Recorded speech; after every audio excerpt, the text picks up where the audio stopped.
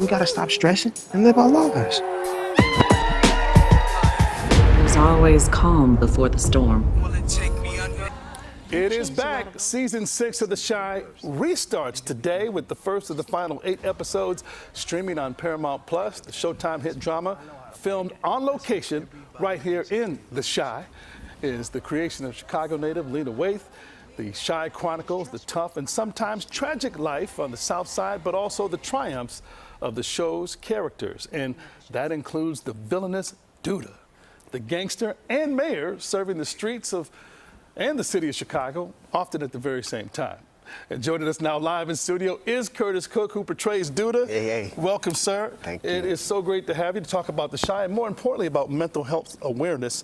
And you're a veteran of stage and screen, and one of the testaments of a great actor is believability. So I'm a little scared right now sitting next to Duda. If you watch the show. Well, I'll say this to you, Ryan, you should be. No, I'm just Whoa.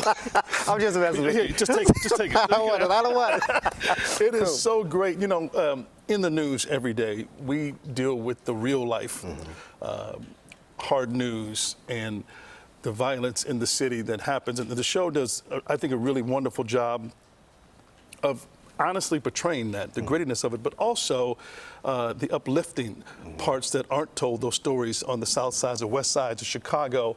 For your character, who's ruthless, and he runs the streets and runs the city, and as I said, very convincing. How did you prepare to play that role? Wow, it's the ruthlessness and the villainous actually was the easier things in a certain way, and I give great props to Lena and Showtime for allowing me for 5 seasons to develop this character from being a mayor, from being a businessman, and ending up as this ruthless guy. It's a lot of character arc there. Yeah, major character arc, Right. and you don't really get the opportunity to do that a lot of time on television, you know. So getting into the villainous and the dark side of it.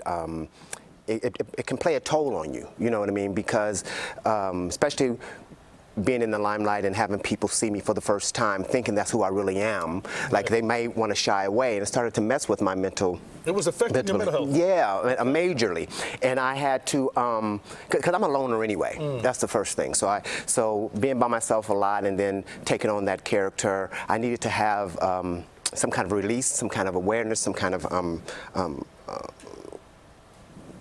some vehicle. To release that? Because the thing why I'm pausing like that is because as I start to feel it, I start to get anxiety again. Even as we sit here and talk about it? Even as we sit here and talk about it. And I have an emotional support animal that normally comes with me on a lot of trips. And is it Bobo? It's Bolo. Bolo, the Doberman. Bolo. And he's not here with me right now, so it's taking me a minute to kind of seep into all of this. So Bolo would be sitting here with us. So, and as soon as I would start to feel like this, he would walk up on me and he would put he's a Doberman. He's 110 pounds. A European Doberman, and he would put his big head right here on my lap. And so then all my focus would go to him, and all of a sudden I would breathe, I would calm down, and I would begin to focus, and I would begin to release. And that was suggested to me by my therapist. It was like, you know, Curtis, maybe you should have your attention focused in a different way. And dare I say, it has helped me tremendously that he's been around. How are you trying to highlight the importance of mental health, certainly in the black community where there's still a stigma that you don't need the treatment, you can handle it yourself, you can be tough, kind of like your character on The Chi? I think the way that I do it is just by doing it, you know what I mean, by being an example. I don't speak about this often, I don't speak about it loudly, I just make sure that when someone is having an issue that they're asking me, I say, hey, have you thought about this? Is this something that you've considered? Because it really helps sometimes having a professional be able to hear your thoughts and you be able to relay them back. So that's how I kind of approach it.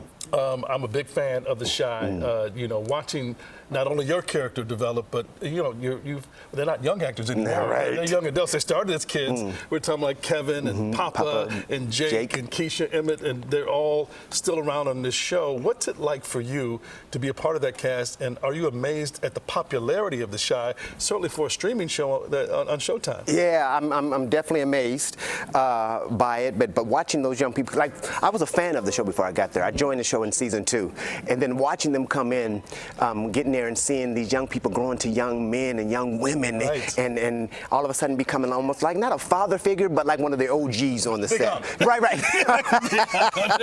It's like Right. the South, everybody's got that big Unc, right? Because I always used to be the young guy that came through, right? I was a young guy, but all of a sudden now it's like, oh, Uncle Curtis. I'm like, who's Uncle? Yes, Oh, that's right. I guess I am old enough to be an uncle. But Uncle Curtis and Bolo. Uncle Curtis and Bolo coming through. But they're great people, man, and that's why I think the show is so popular, because the hearts and the soul that are in there individually as individuals, as people, comes through their work.